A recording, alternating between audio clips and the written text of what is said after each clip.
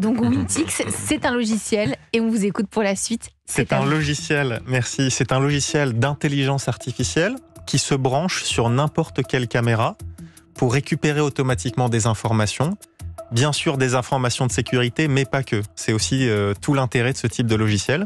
Alors bien sûr, sur la sécurité, en général, une caméra, elle est installée pour ça, pour des sujets de sécurité, sûreté.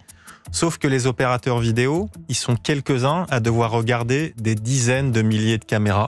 Donc c'est difficile pour eux d'être alertes, de détecter en temps réel des situations. Et ben notre logiciel, il va les aider pour attirer leur attention sur des situations qui représentent un potentiel risque, une potentielle menace.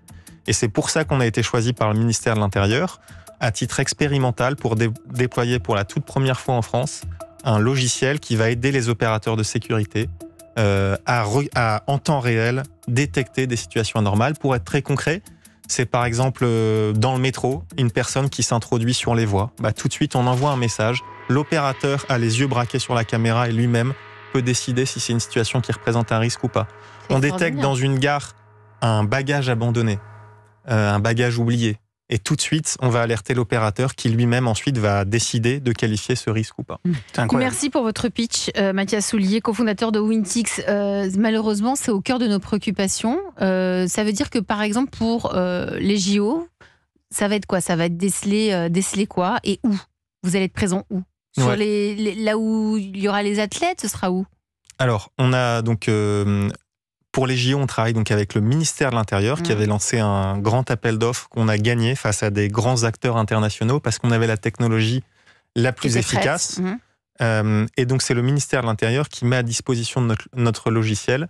Alors, concrètement, ça va être dans des espaces publics, donc dans des collectivités qui sont concernées par des manifestations sportives. Par beaucoup de public, par la venue de beaucoup de personnes. Et ça va être aussi dans des gares de métro et de train. Donc vous, ce sera avec la SNCF aussi, la RATP. Exactement. Et tous ces lieux qui reçoivent beaucoup de public. Donc ce sont des alertes de sécurité automatique qui vont être mises en place. Vous avez fait déjà des essais, vous aussi ? Vous avez fait des tests ? Oui, bien sûr. C'est donc ce marché qu'on a remporté, il concerne les JO, mais pas que. Il concerne tous les événements sportifs, récréatifs et culturels. Et il y a d'autres événements qui étaient éligibles, qui ont eu lieu avant, qui ont servi de grands tests.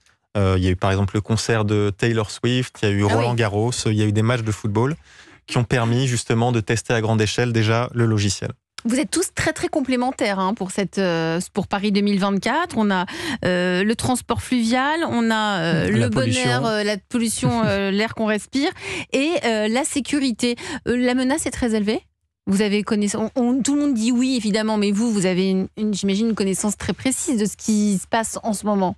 Est-ce que les élections ont un impact ? Est-ce que vous avez eu une alerte plus rouge que d'habitude ? Ça, c'est le ministère de l'Intérieur qui pourrait vous renseigner là-dessus. Mais vous avez quand même une formidable vigie pour cela. Alors nous, on est là pour justement faire en sorte que les dispositifs soient le plus efficaces possible. Et donc, on aide en ce sens. Voilà. Vous avez créé des emplois à l'occasion de Paris 2024 ? On est une équipe d'une vingtaine de personnes, des chercheurs de pointe, des talents qu'on a la chance de pouvoir recruter en France parce qu'on a des formidables formations là-dedans.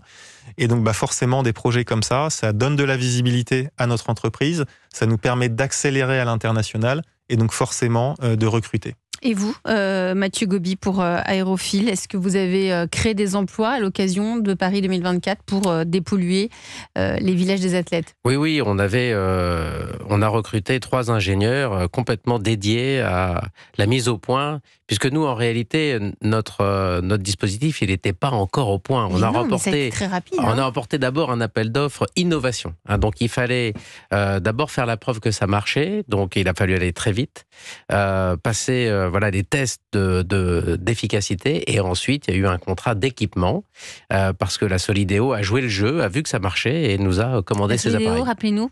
C'est la société de livraison des ouvrages olympiques. Donc c'est la société Haddock qui a été vraiment formée pour construire notamment le village à Saint-Denis, le village des athlètes, la piscine olympique, tous les ouvrages très importants pour les Jeux olympiques. Et chez Aéropaport, Stéphane Raison, vous avez recruté ? Alors nous, on a renforcé notre équipe, notamment ici à Paris, parce qu'il était nécessaire que, en fait, on puisse être prêt. Il y a énormément de pression autour de tout ça. C'est-à-dire quand vous dites qu'il y a énormément de pression ? Parce qu'il faut livrer. Il faut livrer en temps, en heure, et il faut coordonner. Donc nous, on a recruté effectivement dans notre équipe pour avoir un renfort qui finalement va se tasser dans le temps, puisque après les Jeux Olympiques, on reviendra à une vie un peu plus normale. Elle n'est pas normale, la vie en ce moment. Oui, mais ceci étant, on est aussi sur, et c'est pour ça que c'est important, la décarbonation et l'envie finalement, et cette image que va donner la cérémonie olympique vis-à-vis du monde entier, c'est que demain, en fait, ceux qui vont recruter, c'est ceux qui sont nos clients.